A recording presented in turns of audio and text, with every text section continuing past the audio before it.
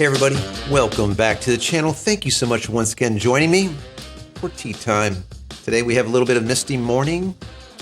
So good guys. I hope you're joining me with your cup of tea, maybe a cup of coffee, hanging out, talking photo, talking video, talking tech.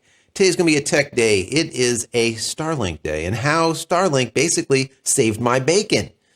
So I want to get into that, but before I do, I want to say that if you haven't downloaded any of my ebooks as of yet, go check them out. Go over to JCristina.com/books. Once again, JCristina.com/books. So today I'm going to tell you exactly how Starlink saved my bacon and why I think that it could possibly save yours also. I think this is very important, and I think that it's one of these things I want to put out there as like a PSA.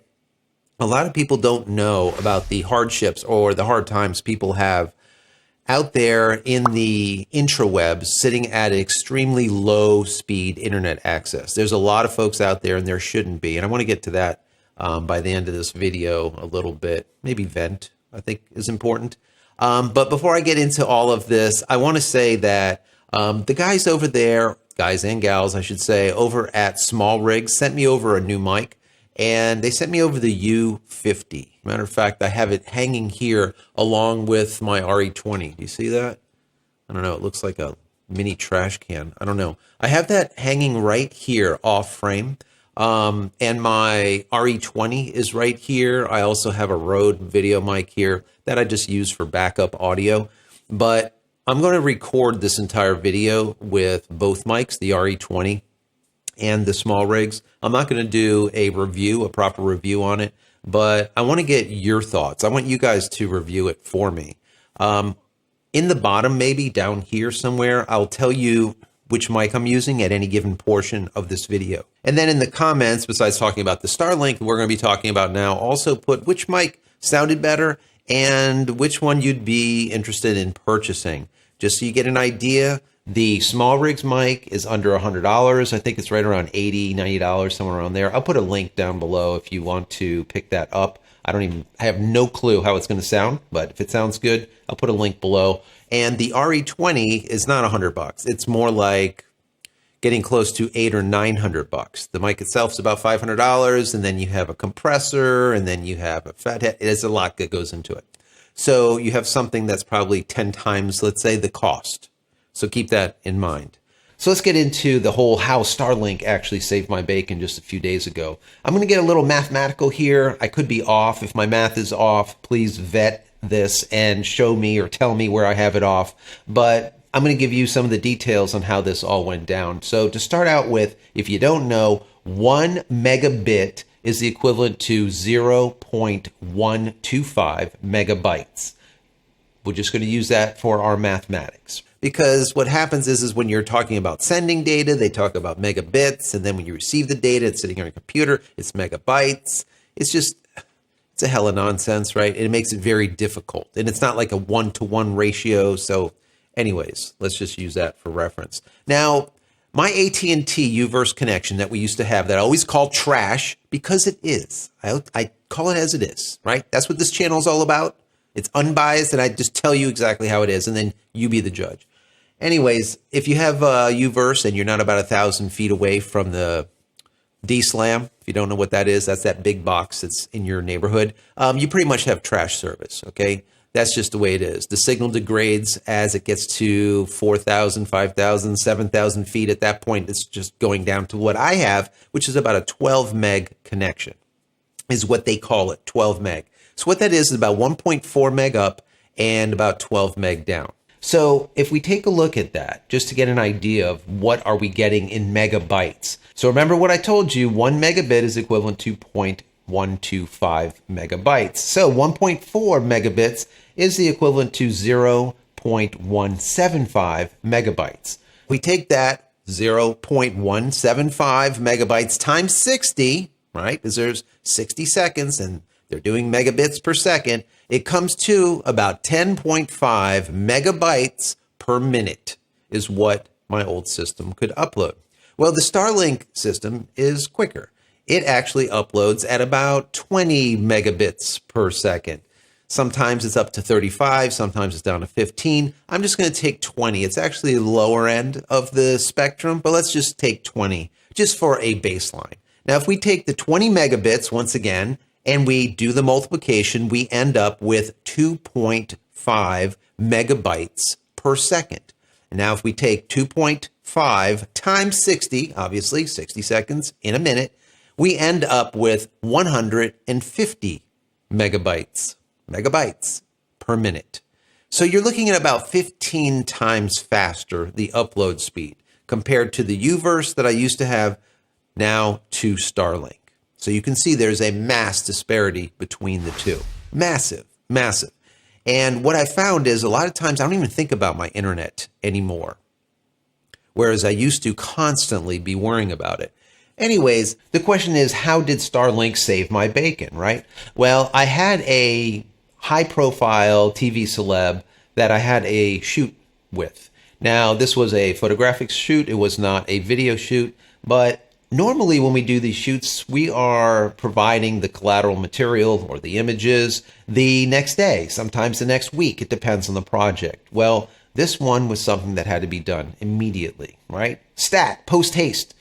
That happens a lot when you're dealing with any type of production. Production is random. You never know what's going to happen, and speed is of an essence. You have to be able to supply what needs to be supplied in a timely manner because you don't know what that time frame is going to be. Well, all being said, I had to produce 100 images or a little bit more and send them to the production agency, to the company. They were going to make thumbnails and all kinds of other stuff that they needed to do. So production needed to have those raw images.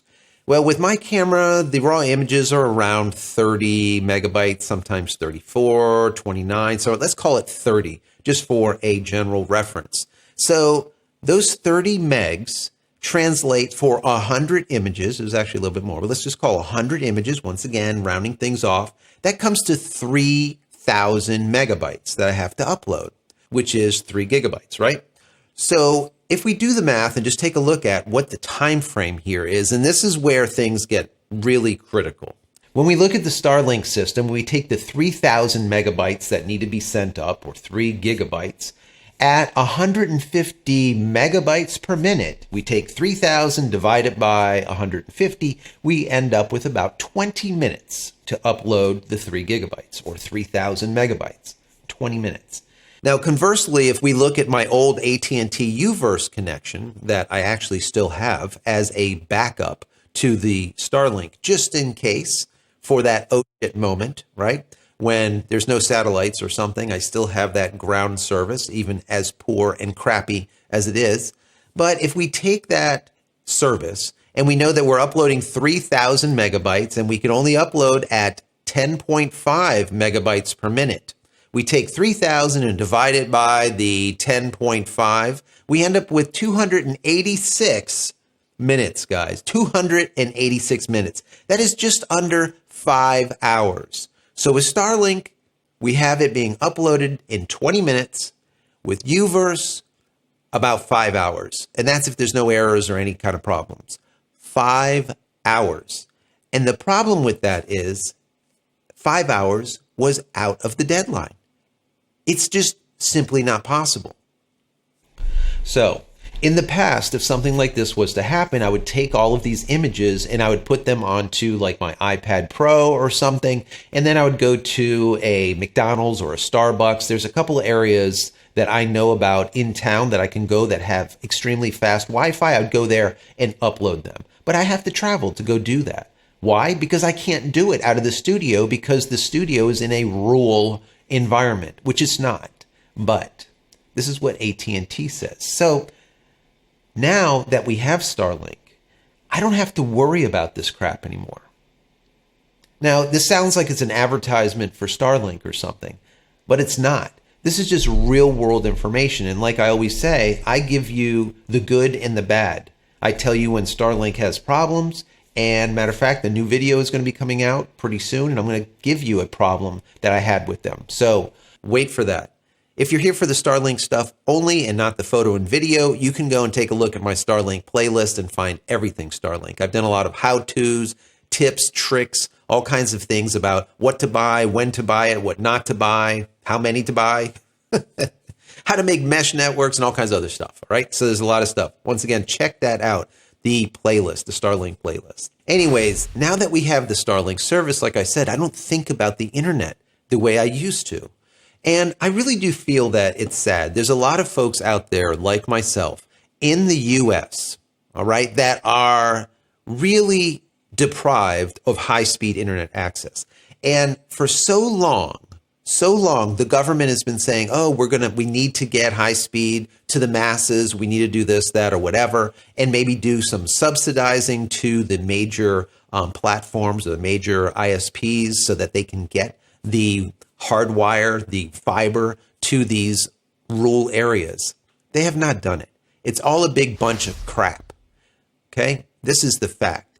And what AT&T does to me is even worse, because at our box where our DSLAM is, it has had fiber there for over 10 years, but they won't just simply run a node up the road so that they could get our entire community fiber, which they could for not a lot of money. They literally put that DSLAM there and never used it. All right. And this is what they do. The stuff that AT&T does, I don't want to bash AT&T. Yes, I do. What they do, I would almost say, is nefarious. I mean, they do stuff that is so evil and just horrible.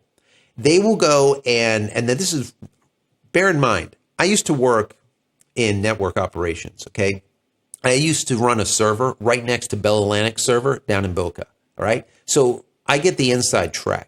And sometimes what they would do is they would go and set up high-speed access like fiber in an RV park, right? Where people are there for vacation, or there are people that are there that don't have a lot of money and they don't give a crap about high-speed access. They're worrying about eating. And they would set these up there. Why?